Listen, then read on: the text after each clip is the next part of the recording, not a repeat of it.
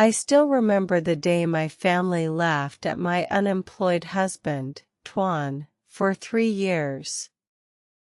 It was our anniversary dinner, and his secretary, Mrs. Lee, called him Mr. Chairman in front of everyone. I was shocked and confused. What did she mean by that? Was Tuan hiding something from me? I looked at him, and he just smiled and said it was nothing. But I knew that something was not right. I felt a knot in my stomach, and my mind started racing with questions. Who was my husband, really? And what was he hiding from me? I tried to push the thoughts away, but they lingered in my mind like a shadow. As we finished dinner and left the restaurant, I couldn't help but feel that my life was about to change forever.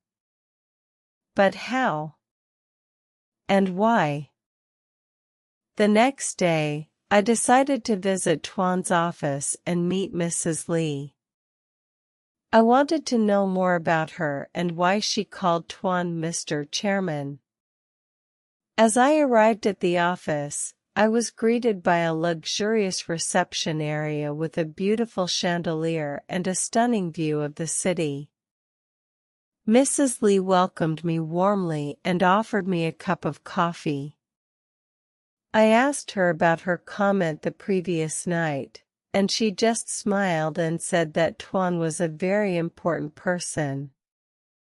I pressed her for more information, but she said that she was not allowed to disclose any further details. I left the office feeling frustrated and curious. Who was Tuan, and what was he involved in? I decided to do some digging on my own and started by searching for information about Tuan's company. But every door I tried to open led to a dead end. It was as if Tuan's life was a puzzle, and I was missing the most important pieces. As the days went by, I became more and more obsessed with uncovering the truth.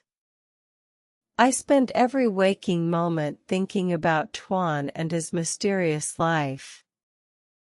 And then, one night, I received a call from an unknown number. "Meet me at the park at midnight," a voice said. "Come alone." I was terrified, but my curiosity got the better of me. I had to know what was going on. So, I decided to go to the meeting, despite my fears. As I walked to the park, the darkness seemed to swallow me whole. I felt like I was walking into the unknown, and I wasn't sure if I would ever come back. But I had to know the truth. I had to know who my husband was and what he was hiding from me. As I arrived at the park, I saw a figure waiting for me in the shadows. It was a woman with long, curly brown hair and a kind face. She introduced herself as Sophia, a friend of Tuan's. She told me that Tuan was in danger and that I had to be careful. She said that there were people who wanted to hurt him and that I had to protect him. I was confused and scared, but Sophia reassured me that she would help me. She gave me a folder with some documents and told me to read them carefully. As I opened the folder, I saw that it was full of newspaper articles and photos of Tuan. He was a billionaire, and he had been involved in some shady business deals. I felt like my whole world had been turned upside down. I didn't know what to believe or who to trust. But I knew that I had to protect Tuan, no matter what. As I walked back home, I felt like I was living in a dream. Everything seemed surreal, and I wasn't sure what was real and what was not. But I knew that I had to keep going, no matter what. I had to uncover the truth and protect my husband. As I entered my apartment, I saw Tuan sitting on the couch, watching TV. He looked so calm and peaceful, but I knew that he was hiding something from me. I decided to confront him, but as I approached him, I heard a knock on the door. It was Mrs. Lee, and she looked worried. "Tuan, we have a problem," she said. "The police are on their way." My heart sank, and I felt like my world was crashing down around me. What had Tuan done? And what was going to happen to us? As the police arrived, I felt like my heart was going to stop. Tuan stood up and walked to the door, calm and collected. But I could see the fear in his eyes. Mrs. Lee whispered something to him, and he nodded. The police officer asked to speak to Tuan, and he followed them out of the apartment. I was left alone, feeling scared and confused. What was happening? And what had Tuan done?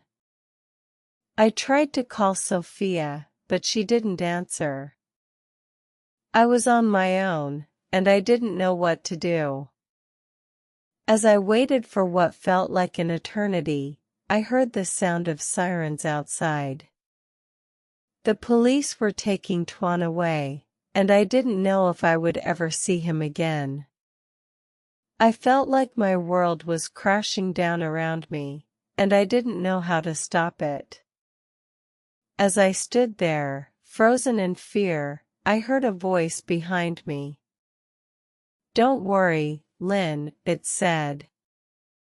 "Tuan will be okay." I turned around, and it was Sophia. She smiled and took my hand. "Come with me," she said. "I'll explain everything." As we walked out of the apartment, I felt a sense of hope. Maybe, just maybe, everything would be okay. But as we reached the parking lot, I saw a group of men in suits waiting for us. They looked menacing, and I felt a chill run down my spine. Who were they? And what did they want? As it turned out, Tuan was indeed a billionaire, and he had been involved in some shady business deals. But he had also been working with the police to bring down a powerful crime syndicate. The men in suits were FBI agents, and they had been protecting Tuan all along. Sophia was an undercover agent, and she had been helping Tuan to take down the syndicate.